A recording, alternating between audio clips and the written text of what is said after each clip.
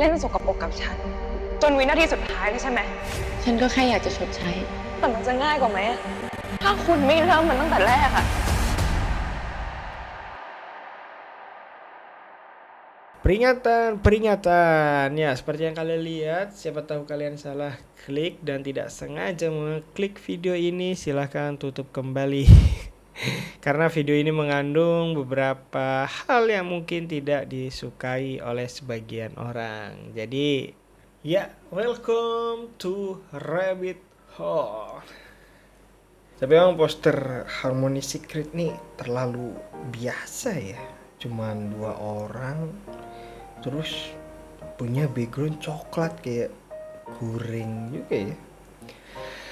Oke, jadi gua baru aja beres nonton series yaitu Harmony Secret ya, LMSY. Series kedua ya dari Lukmi dan Sonya. Ya, dari segi produksi film ini gokil, bukan hanya dari budgetnya saja, ya kelihatan ini produksi mahal. Kelihatan dari set lokasi yang dipakai, kayak apartemennya, kendaraannya, castingnya, beserta ekstrasnya, lalu pakaian brand yang mereka pakai, itu semua sudah terlihat film ini memang mahal. Tetapi tim produksi bukan hanya itu, tapi banyak. Dan yang menarik perhatian gua dari divisi produksinya adalah namanya talent coordinator yang mengurusi bagian cast dan support role bahkan extras.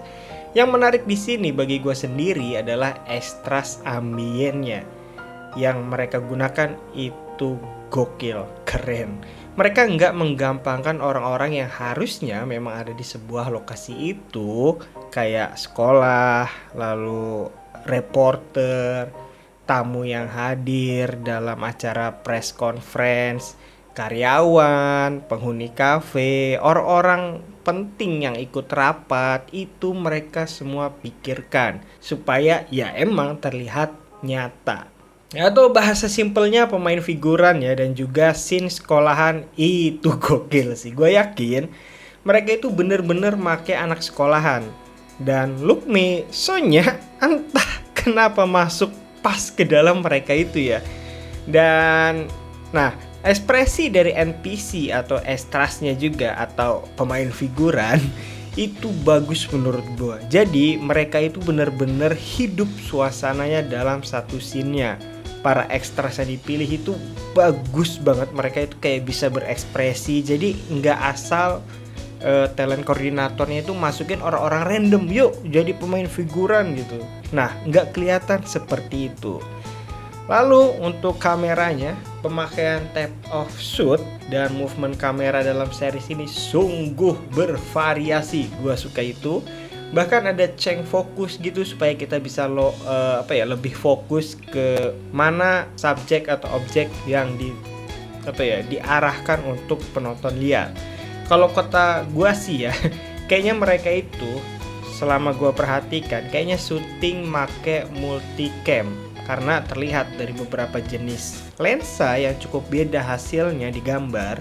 Kalau cuma satu kamera kayaknya gonta-ganti lensanya bakal ribet gitu, makan waktu banget pasti ya. Jadi gue yakin mereka syuting multicam sih, entah jumlahnya 2, 3, atau 4 kamera yang dipakai ya, gue kurang tahu tepatnya, mungkin nanti gue cek lah ya. Cuman kurangnya bagi gue adalah mereka itu terkadang dengan sengaja merusak rules 180 derajat yang menurut gua pribadi itu bikin kaget nontonnya. Padahal ini tuh biasanya ada di film horor atau thriller, sedangkan series ini kan nggak masuk genre itu ya. Dan bagian sound atau lebih fokus ke musik scoringnya ya. Astaga, dari seri sebelumnya loh, Cange 2561. Oi. musik di mana-mana dan polusi suara ya. Setiap ganti scene ganti musik. Oke lah untuk membangun nuansa, dan gue yakin mereka itu buat ngatasin noise atau kebocoran suara. Itulah kenapa mereka pakai musik mulu. Tapi tipe sound yang dipakainya itu loh, ini tuh musik-musik yang biasanya ada di film bergenre science fiction atau teknologi atau luar angkasa gitulah. Kenapa gua tahu? Karena gua amat cukup sering pakai sound effect cinematic ambient yang mereka pakai ini. Untuk tensi memang bagus, tapi entah kenapa kurang cocok sama genre seriesnya. Padahal selain BGM tensi ya, untuk naikin tensi, sebenarnya semuanya amat sangat bagus. Apalagi BGM dalam keadaan romance, sedih, lucu, itu dapet banget vibes-nya. Tapi entah kenapa mereka pakai musik ambient science fiction untuk membangun tensi deg-degannya. Coba apa ya, pakai orkestra kayak string biola, drumland gitu-gitulah. Kayaknya bagus sih. Ya mungkin kayak ala-ala Sky Castle gitu kan. Kan vibe-nya sama tuh ceritanya, sama-sama keluarga kalangan atas. Lalu untuk bagian penata artistik, menurut gua ya sungguh bekerja keras mereka membuat set yang luar biasa. Bahkan mereka itu kayaknya mengkonsepkan karakter development terhadap Ai dan Mae itu terlihat dari kamar mereka masing-masing, kendaraan mereka, bentuk kantor, bahkan hingga menurut gua perhiasan-perhiasan mereka. Itu gua berterima kasih juga lah ya ke bagian wardrobe-nya. Cantik banget, dibuat cantik banget Lukmi dan Sonya di sini. Make up dan hairstyle-nya juga tentu saja sudah bikin Sonya dan Lukmi cakep banget, gue suka itu. Walau di akhir entah kenapa ya make up-nya kayaknya agak miss, yaitu ada bopeng bekas jerawatnya Ai masih terlihat di episode terakhir. Dan untuk cerita ini sebenarnya ya slice of life banget, semuanya akan bahagia pada waktunya. Yeay. Lebih jauh amat lebih baik dari sebelumnya untuk kualitas gambarnya, tapi tidak berbekas seperti sebelumnya. Ini terlalu live action banget menurut gua, kayak nonton live action anime atau manga atau novel, ya udah gitu aja gitu. Memang kualitas gambarnya lebih indah di series ini, tapi rasanya bagi gua ya, terutama chemistry antara Ai dan Mei tidak menimbulkan kesan yang mendalam buat gua. Lebih lucu lihat asistennya malahan kata gua ya kalau untuk percintaannya. Mungkin karena porsi antar plot satu dengan yang lainnya itu sama. Jadi gue sendiri bingung nih, ini tuh inti ceritanya tuh yang mana gitu. Cinta Ai dan Mai kah? Masalah tender kah? Cinta antara asisten bos kah? Masalah ayah dan anaknya kah? Rapatnya kah gitu. Karena mereka rapat mulu ya, gue sendiri bingung apa yang sebenarnya mereka bahas di rapat gitu. Karena ya udah rapat doang gitu. Lalu layar rapatnya pun gitu cuman ngasih logo The Greeter beserta background gambar mallnya itu lah. Di akhir doang sih baru dapat beneran rapatnya, walaupun itu cuman montase doang. Subplot yang bener-bener terasa subplotnya menurut gua cuman waktu Ai ketemu ibunya. Karena plot inti dan subplotnya itu sama porsinya, jadi terlalu banyak yang dibahas hanya dengan jumlah 8 episode aja. Itu sayang sih. Jadi kesannya itu untuk ceritanya itu kayak dipadetin gitu. Semuanya harus tersampaikan gitu. Padahal menurut gua nggak usah sih. Oke, gua akan bahas lebih detail yang menurut gua menarik setiap episode-episodenya. Jadi kalau kalian belum nonton, silahkan nonton dulu karena gua masukin series ini ke dalam planet S gua, world S gua. Amat sangat gua rekomendasi, lebih aman dari sebelumnya untuk adegannya. Atau emang gua nonton versi biasa kali ya. Entah ya, mungkin ada versi uncut-nya yang lebih ganas gitu, gua nggak tahu. Tapi bagi gue pribadi segini doang oke lah, aman, gak terlalu berlebihan. Oke, kalau kalian tidak masalah dengan spoiler atau udah nonton dan pengen tahu cerita gua, mari lanjut dengarkan cerita gua. Di episode 1 scene dimana Maewika dan Awarin, tapi gue bingung sih penyebutannya itu Maewika atau Maevika. Makanya gue nyebutnya Mai aja lah ya, nama panggilan sayangnya. Yoi. Waktu mereka ketemu di toilet itu bagus banget di bagian sinematografinya. Ya, adegan kissnya juga menarik sih. Maewika itu kan kalau walau kelihatannya shock tapi membalas ciuman dari Aiwarin. Oke, balik lagi ke sinematografinya. Mereka dengan baik amat sangat keren waktu menggunakan shoot pantulan dari cermin. Entah itu mereka sengaja membuat set kamar mandi seperti itu, atau emang kamar mandinya yang terlalu banyak kaca, jadi mereka itu memanfaatkan itu sebaik mungkin. Karena biasanya hal itu bikin DOP atau penata kamera tuh males karena takut bocor. Ya, bisa dilihat kan banyak banget kaca. Tapi di sini dia hebat sih menurut gue ya.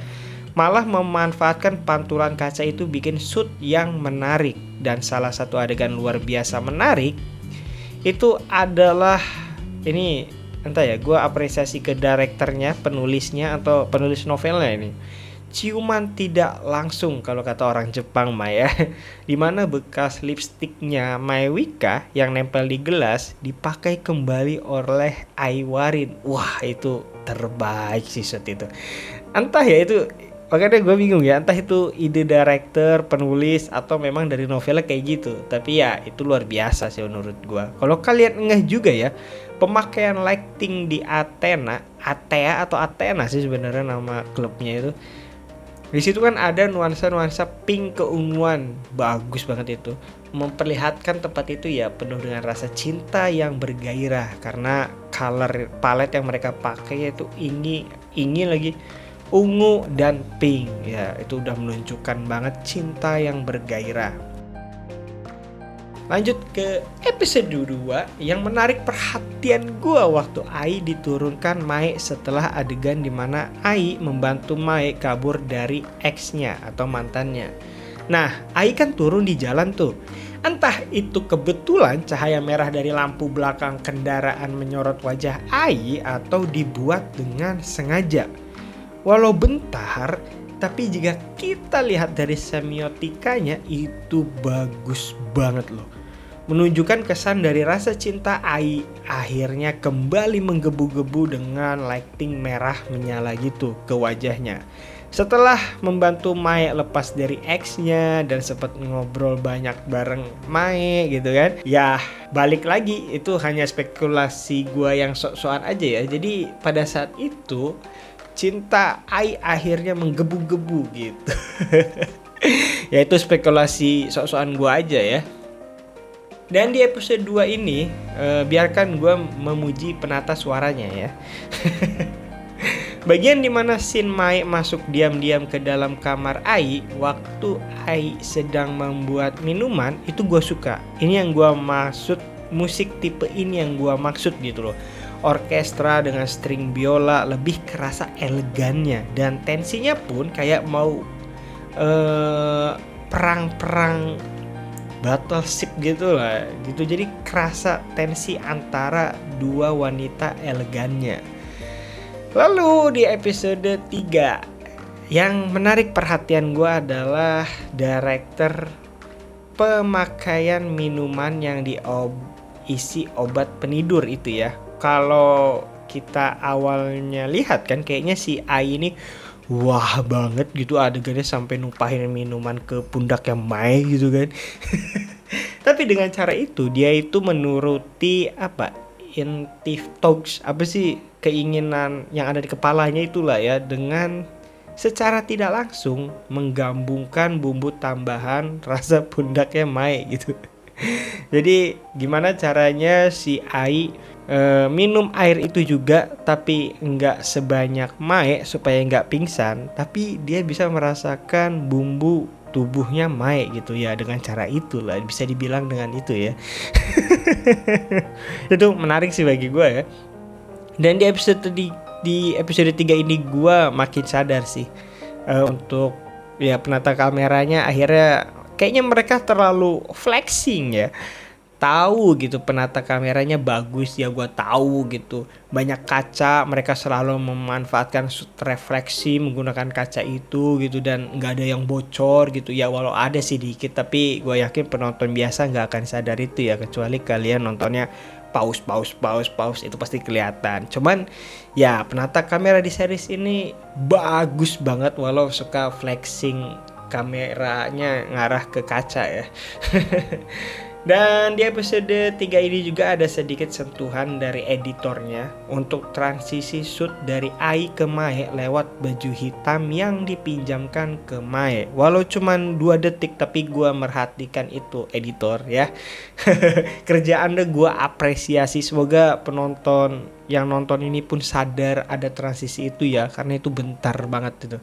Dan di episode 4 ini akhirnya gue sadar seluruh BGM pada film ini yang masuk ke gue cuman musik-musik saat adegan romantis yang bikin kita senyum-senyum. Semua BGM-nya juga bagus banget. Kayak mereka cuman pakai instrumen piano, kadang cuman petikan gitar. Kayak contohnya adegan teleponan para asisten yang mulai jatuh cinta lah ya. Gue tuh suka tuh bagian BGM pianonya, kerasa kasusnya sama kayak waktu Ae sama Mei dating di atas rooftop untuk deep talk. Itu bagus banget BGM-nya. Lalu kita pindah ke episode 5. Ya, gue suka dan bagi gua ya adalah scene dimana Ai dan Mae rapat. Kelihatan dari setting dan juga ekstrasnya itu menggambarkan banget perbedaan kedua sifat perusahaan ini. Kalau tempat perusahaannya si Mae itu kan terlihat tuh cahaya matahari bisa masuk, suasananya pun terang. Kalau Ai tempat rapatnya itu lebih tertutup, bahkan jendelanya pun itu dipasang tirai-tirai. Dan juga kalau kalian perhatikan para NPC atau ekstrasnya atau figurannya, jika di perusahaan Mae itu pada memberi masukan dan mereka ya sambil tersenyum-tersenyum. Tapi di sisi lain kolega dari Ai semua itu pada diem. Ditambah bapaknya yang ikut campur itu udah nunjukin banget sifat perbedaan antara kedua keluarga ini. Bagus sih untuk menguatkan karakter development Ai dan Mae itu kan dalam kehidupan keluarganya. Dan oh iya, bukan hanya set ya yang bagus waktu rapat itu, tapi dari pakaian karyawannya pun terlihat kolega Mae itu lebih berseragam, warnanya bebas, stylenya bebas gitu kan, daripada Ai yang semua karyawannya itu pakai baju serba hitam dan ya kaku. Oke, dan di episode 5 ini juga gue mendapatkan sedikit micro acting ya mungkin ya disebutnya ya dari Lukme waktu melihat bintang bareng Mae. Entah kenapa Ai terlihat sedih dan berusaha tegar di situ. Bahkan gue yang sok-sokan tahu segalanya ini menganggap memang waktu itu Ai sebenarnya sedih karena tekanan dari bapaknya yang harus mengalahkan orang yang dicintainya. Dan di akhir episode 5, damn, gue jadi bodoh amat sama kissin mereka, lupa semua gara-gara dialog mereka di atas kasur doang. Itu bagus banget acting mereka berdua, gokil sih di situ. Bukan cuman Ai yang sedih, tapi sekarang Mae mulai kerasa sedihnya. Dan apa yang terpenting di situ adalah cuman butuh petikan gitar untuk bikin nuansa indah, nggak perlu suara aneh-aneh elektro luar angkasa alien itu udah. Kayaknya emang penata suara di sini tuh ya butuh explore lagi sih untuk membuat tensi ya, sama mengetahui bahwa silent pun unsur suara dalam film gitu, nggak mesti semua ada musiknya, kita juga perlu dengar dialog. Oke, lanjut ke episode 6 akhirnya. Gitu loh. Penata suaranya aduh. Nggak ada musik, hanya dialog. Setelah selesai dialog, baru dah kita bisa mendengar musik. Nah, kayak scene dimana Mae izin ke bapaknya buat liburan. Terus scene dimana deep talk antara Ai dan Mae yang di pantai itu bagus banget. Cuman bumbu, sound effect, suara ombak kayak gitu gua setuju sih. Di episode ini juga ya ada eksperimen menarik dari penata kameranya. Waktu naruh kamera di sudut point of view meja bundar yang bisa digerakin, yaitu waktu pertemuan Rachel sama si siapa Radric. Nah itu ya sebenarnya banyak sih shoot kayak gini, apalagi khas banget kenapa shoot kayak gini itu selalu ada di meja bundar ya. Tapi itu menarik, apalagi bisa ceng fokus gitu. Gua merasakan banget berusahanya mereka atau berusahanya sang kru fokus pullernya. Tapi sayang banget bentar doang shootnya. Tapi gue yakin itu walaupun bentar lama sih itu ngambil shootnya. Nah, adegan waktu nguping itu kenapa gua yang deg-degan juga ya. Takut ketahuan. Tapi taunya gitu doang. Gua kayaknya terlalu banyak nonton genre thriller sih. Kayaknya gua tuh berharap ketahuan HP-nya di situ terus ribut, ternyata tidak ada. Tapi ya di episode 6 ini gue bisa melihat bapaknya Mai itu green flag parah ya. Gue juga kayaknya akan jadi kayak dia sih, mendukung seluruh keinginan anaknya demi wanita yang dicintai. Maksudnya ya orang yang dia cintai lah. Di akhir gue juga gak expect sama kelakuan asistennya Ai sih. Gue kira dia itu orang yang selalu bisa hahihi dengan vibe yang positif, sudah melupakan masa lalunya gitu kan. Tapi ya karena mungkin trauma yang dia alami itu kembali diaktifkan kembali oleh bapaknya si Ai gitu kan. Jadi kan ada pressure tambahan karena suruh menyakiti Ai dan ya ternyata dia orang yang cukup rapuh. Nah akhirnya nih ada series yang peka di episode 7 ini. Di awal waktu Mae mau masuk ke rumahnya Ai itu, kalau kalian perhatiin ya ada suara kunci digital yang tit tit tit. Nah yang artinya Mae udah tahu kode rumahnya Ai. Hal inilah bahkan ya si Ai pun waktu marah-marah itu kan ada dialog bahwa si Mae itu udah tahu kunci rumahnya ya, kenapa nggak ambil aja alat itu gitu kan. Nah itu di-spill juga tuh. Hal ini tapi adalah sesuatu yang luar biasa di perjalanan Thailand bagi gua pribadi ya. Kenapa? Karena setiap gua nonton GL series Thailand, entah kenapa setiap orang itu bisa masuk dengan mudahnya ke dalam rumah orang gitu kan. Kadang itu stuck di dalam pikiran gue gitu, kayak kok ini orang bisa masuk seenaknya aja ya, apa dia punya duplikat kuncinya kah, atau kode rumahnya kah gitu, atau emang rumahnya nggak pernah dikunci gitu. Tapi ini cukup menarik ya. Yang menarik itu sebenarnya waktu mereka berantem sih, kayaknya softlandnya itu agak aneh. Mungkin gara-gara dia nangis ya, si Lukmi nangis.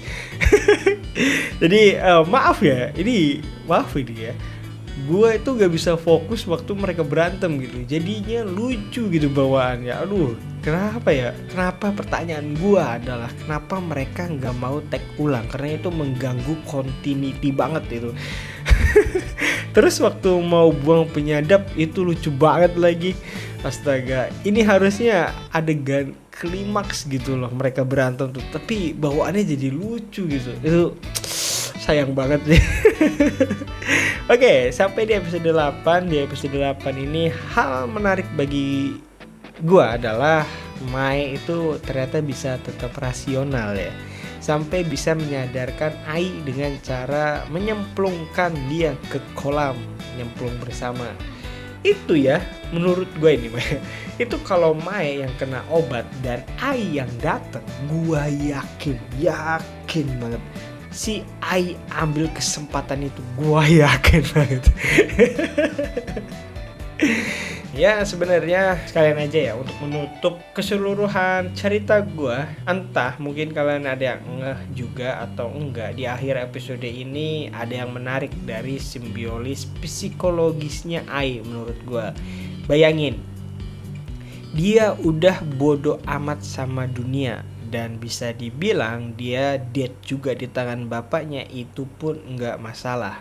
Bahkan dia itu udah real face to face dengan kematian, yaitu si Rachel. Nah, dia itu nggak takut mati. Tapi entah ini dari efek obat yang dia minum atau emang dia trauma berhubungan dengan laki-laki, itu terlihat perubahannya sampai Ai sedikit kena mental gitu kan. Setelah ditolong Mei, dia jadi nggak baik-baik saja gitu kan, jadi kayak agak depresi gitu.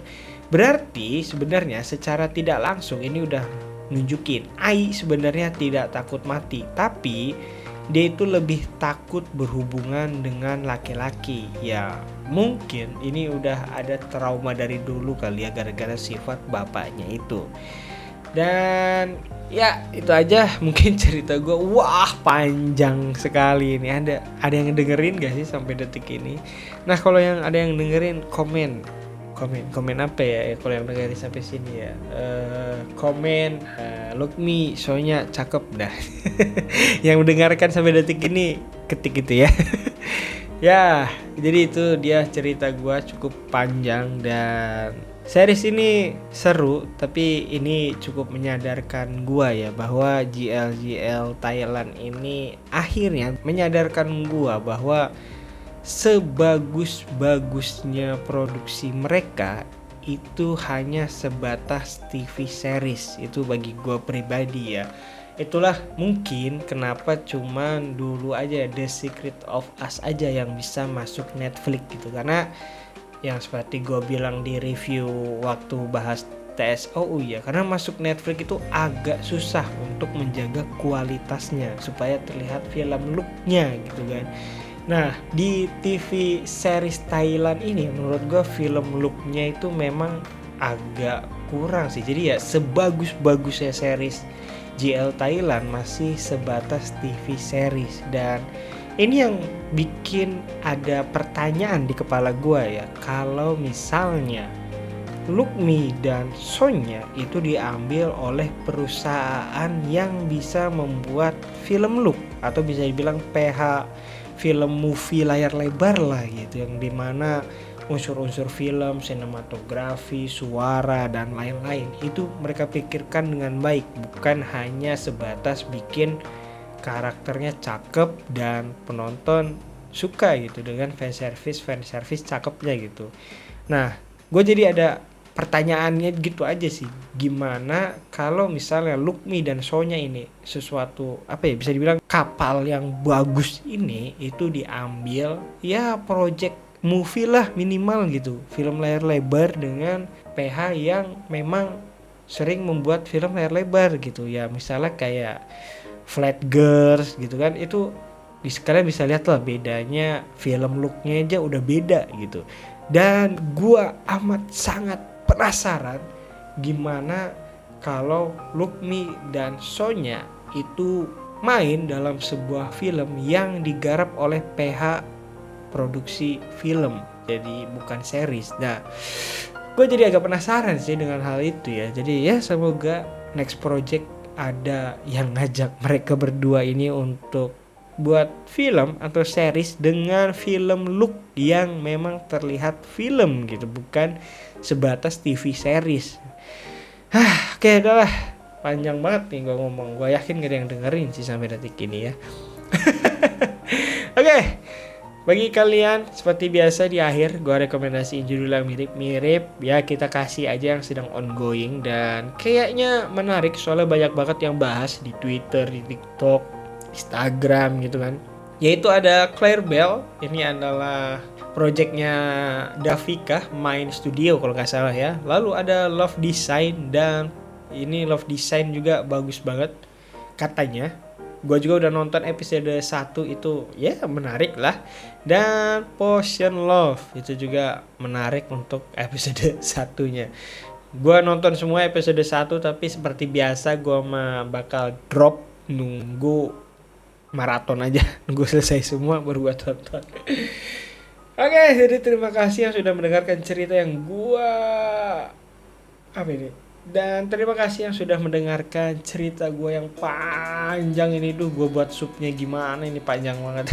Tapi gak apa-apa lah ya, siapa tahu berguna sup English gue, walaupun auto translate.